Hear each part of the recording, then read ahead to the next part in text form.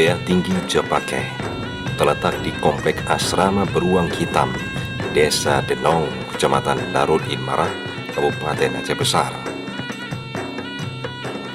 Sedangkan nama Tengku Japake diambil sebagai nama Dayah lebih disebabkan karena terletak di wilayah perkampungan yang dikenal dengan sebutan Japake.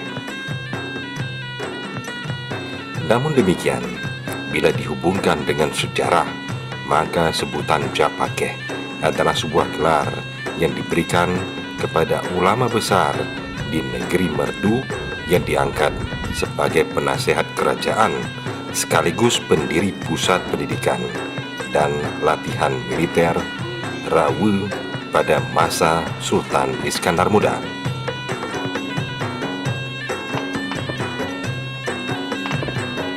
Peletakan batu pertama pembangunan Dayah dilakukan sejak tahun 2012 lalu oleh salah seorang saudagar Aceh yang bernama Datu Sri Suparno SW STP. Latar terbentuknya atau berdirinya pesantren Daya Tinggi Quran Pahala Aceh di Denong ya.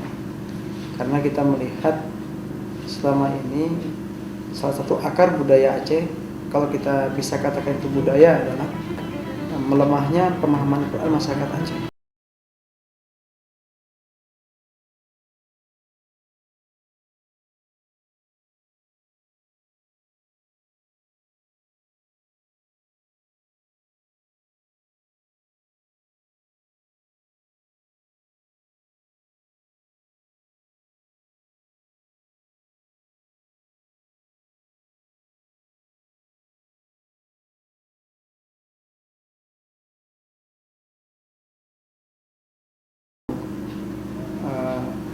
Pesantren ini jangka panjangnya adalah menginginkan generasi-generasi Aceh ke depan itu adalah generasi-generasi yang dekat dengan Al-Quran.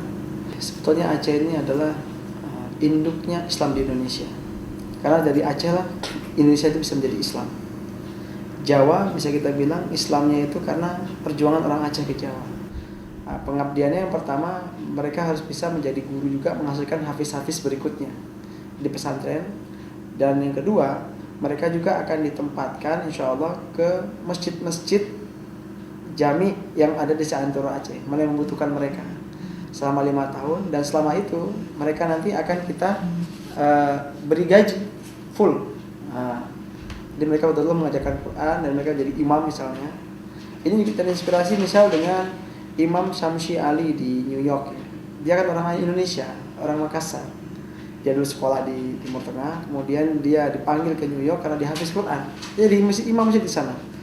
Kalau orang Amerika yang berpikir seperti itu, masa kita orang Aceh nggak berpikir seperti itu?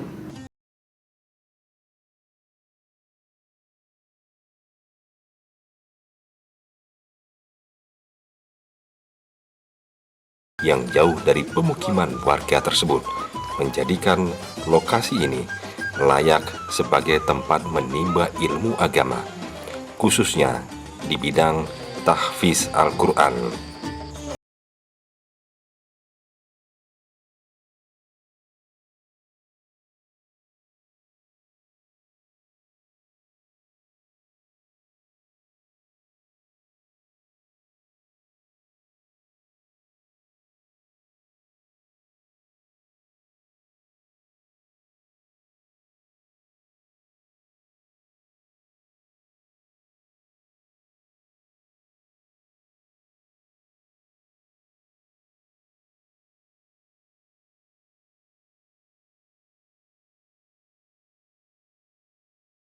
Beliau menginginkan agar Dayah ini dapat menjadi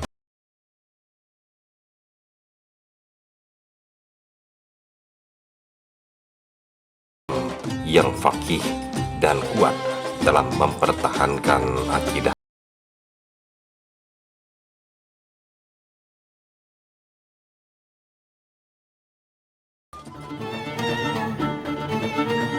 Dikhususkan santri di Dayah ini adalah laki-laki dengan jumlah terbatas hanya 10 orang yang tinggal di Dayah, dan selebihnya sebanyak 5 hingga 10 orang melaksanakan pendidikan dengan cara yang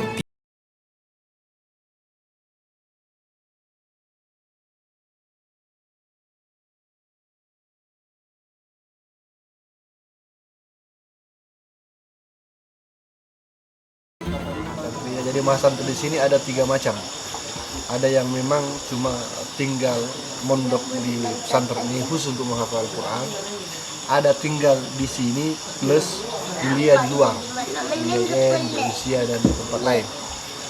Ada yang pulang balik, jadi tidak tinggal di sini, tapi dia menghafal. Inilah yang ada dosen IAIN, ada dosen Rusia, ada guru di pesantren Darul Hijrah, ada kapten tentara yang masih aktif. Nah, ini mereka pulang balik, mereka menyetor. Kita targetkan khusus yang tinggal di dalam itu dalam 1 hari minimal 1 halaman.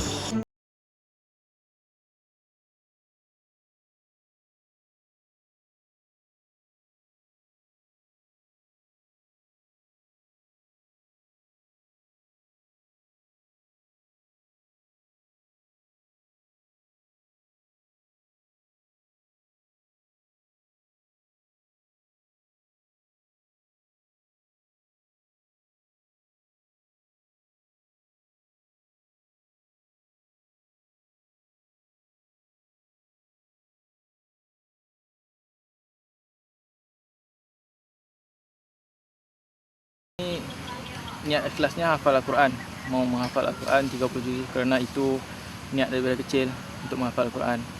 Dan datang ke sini pun hasil berkat doa dari ibu yang menginginkan anaknya menghafal Al-Quran. Kerana datang di sini asalnya tiada tujuan untuk pesantren, cuma menghafal Al-Quran aja. Tapi setelah studi di IAIN itu masa banyak terluang. Jadi mencari kawan-kawan yang di Aceh ini, tanya mereka ada agak pesantren-pesantren. Jadi ketemu dengan anak dayah, anak pesantren di sini. Jadi dia bilang di sini ada mencari anak Malaysia. Sangat menyenang kerana tinggal di sini seperti tinggal di kampung di Malaysia itu. Motivasinya adalah saya berpikir bahwasanya di Aceh ini adalah kota Serambi Mekah yang tadinya beda dengan daerah-daerah lain. Tentunya syariat Islam di sini mungkin agak gimana suasananya, sehingga untuk program tahfiz untuk kegiatan seperti ini saya memilih karena adanya Aceh dikenal sebagai kota Serambi Mekah.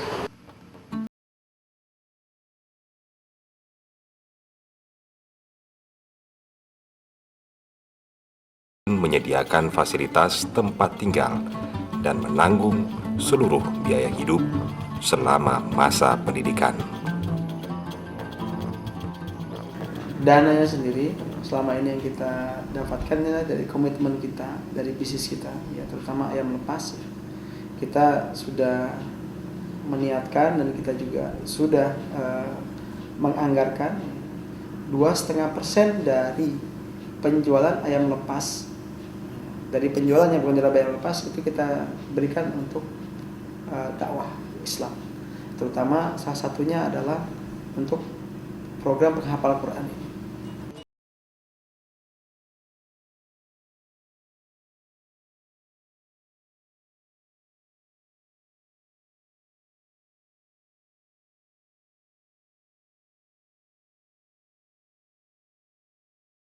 Mulanya memang yang utama karena adanya beasiswa. Maklum karena kita seorang mahasiswa, mungkin dalam biaya hidup tempat tinggal kita memerlukan beasiswa. Kan kebetulan ini karena tahfidz dan saya juga mempunyai azam untuk belajar tahfidz. Ya saya memilih tempat ini. Dan juga tempatnya sangat cocok untuk seorang hafidz untuk belajar tahfidz di sini. Dan harapan saya mudah-mudahan saya bisa menjadi orang yang berguna khususnya untuk Aceh dan umumnya untuk Indonesia di sini. Ya, harapan saya generasi pertama sebanyak 12 orang yang ada di Japakah ini memang benar-benar bisa lulus dengan predikat baik lah, dan insya Allah supaya Allah memberikan kesehatan, kelapangan dan umur yang panjang bagi orang-orang yang memang benar-benar ikhlas di sini memberikan harta beliau lah begitu.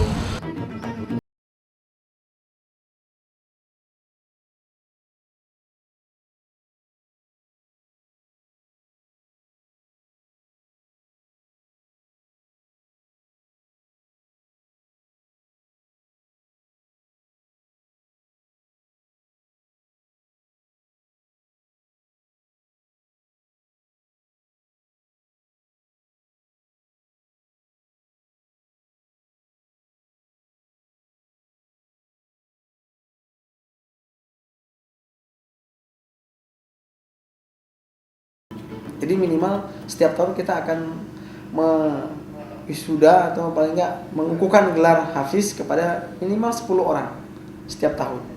Jadi insya Allah kalau dalam waktu 5 tahun kita bisa melahirkan minimal 50 orang, paling tidak 5 tahun ke depan ada 50 masjid yang diisi sama para penghafal Quran di Aceh.